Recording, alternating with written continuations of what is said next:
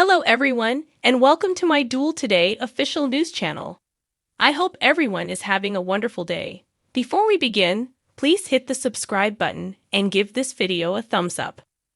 Harris informs Ava at Bayview that Marlena has agreed to assist her with her visions of Susan. Although she appreciates his assistance, Ava is unwilling to bring up Susan. In addition, she hasn't seen her since yesterday. Perhaps it is over. Ava is taunted by Susan to be honest about the collision.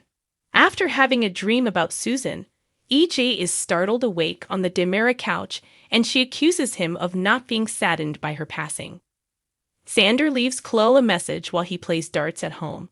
He makes it obvious that Philip is not invited but wants to start organizing their wedding. He deadpans, "You didn't sound insecure about Philip at all," and hangs up. Then EJ knocks on the door and he draws a gun. Theresa tells to Brady at John and Marlena's that she is in Salem to pay her respects to Victor. Brady is perplexed. Despite their troubled past, they made progress when she went to Brady and Tate's defense with Elfidio. Brady informs his ex that she and Xander left Chloe with the drug lord as they discuss it again. Theresa attributes everything to Xander. She will always despise him for being the reason she and Brady aren't together. Marlena informs John and Steve about John Doe at the pub. She wants them to make an effort to identify him and his long-lost son. John Doe reportedly said there was a lot of fighting going on when he was attempting to return to his son. According to Marlena, John ponders whether he participated in a conflict. In the hospital lobby, Julie is seated next to John Doe while Doug receives x-rays for his stubbed toe. He says he can't remember who he is when she introduces herself. She shares with him the story of her Uncle Tommy, a Korean War veteran who lost his memory. He notices that her tale has a familiar quality. She tries to expedite the tests he is waiting for when he informs her about his search for his kid. When alone himself, he questions why Tommy and Korea sound so similar. EJ quietly declares at Xander's apartment that he has allowed his mother's murder to go unpunished for too long. Xander accuses Ava of being to blame. She so deserves to perish more than anyone.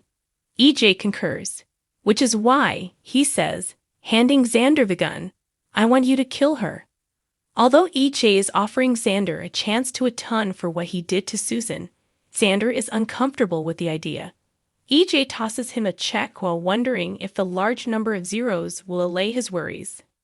Harris observes as Ava tells Susan she previously revealed the truth about ramming the car off the road when they are at Bayview. As a result of Harris' interruption, Susan vanishes. Ava explains to Harris that she doesn't understand what Susan is saying. He exhorts her to consult with Dr. Evans. Soon he'll give her a call. John claims in the pub that if John Doe had actually served in the military, his prints could have been ran through the database. Marlena moves aside to answer Harris's summons. When she finds out Black Patch is taking on John Doe's case, she decides to travel to Bayview. To meet John Doe, Julie pushes Doug in a wheelchair. She informs her new acquaintance that Kayla will send an orderly to accompany him to his appointments. When John Doe praises his wife to Doug, Doug inquires as to if he has a wife of his own. He remembers all of a sudden that he does, but he cannot recall her name. Doug says that while he can relate to memory loss, his was caused by devil possession. As soon as Ava consents to being hypnotized, Marlena takes her back to the night that Susan was driven off a cliff. Ava recalls getting out of the vehicle after the collision. Marlena queries what became of Susan. Brady explains to Theresa at home that Xander isn't the reason they aren't dating. She continues to consider them and what may have been. He gets drawn into a kiss by her. He reacts, saying it's a poor idea, and turns away. She tries to get back together with him while crying, but he is unwilling to go back there with her. Never, not right now. He requests that she go. EJ's check is tattered by Xander in his apartment. No amount of money could make him feel better about another death. His nightmares concerning Susan's disappearance continue. EJ thrusts the rifle in his face and exhorts him to take action. EJ is asked to leave the area because Xander believes he is being set up to take the blame. EJ agrees, but not before cryptically warning that Xander and Ava must now pay a price for the passing of his mother. When Harris visits Ava's room again, he discovers that she has no recent memories. Marlena apologizes for not being able to do more for Ava before leaving with Harris. Doug, Julie, and John Doe become friends at the hospital over their shared love of singing. John Doe invites Julie to dance with him as he remembers doing so with his wife. As Julie and John Doe play around Doug, they all sing. John and Steve meet with Mr. Dugan, the hospital's administrator, after John discovers that a patient is missing from the VA hospital. He informs them that John Doe, also known as Joseph Bell, is being treated for memory loss. They believe it is related to a head injury he sustained in battle. They know very nothing about him or his son, though. Dugan hands them a binder containing information about Bell's service and his dog tags. John reviews the data as Dugan departs. He learns that Bell did fight in the Korean War, and that he was a member of the same squad as his biological father. Brady remembers Theresa and him exchanging vows in their bedroom alone. Theresa sobs as she sits on the bench in front of Brady's pub. When Xander stops by, "Theresa," he says inquiringly. EJ makes a phone call while in the park. "Kill Ava Vitali if you can," I said. Ava admits she lied to Marlena when Harris returns to her. "I remember everything now," she says. "Susan Banks is still alive." Days of Our Lives rumors hint that Philip Kyriakis will visit his family in Salem for Victor Kyriakis' funeral. He is dead, therefore how does he travel? A good query. Although the majority of Salem believes Philip has died, fans are aware that he is still alive.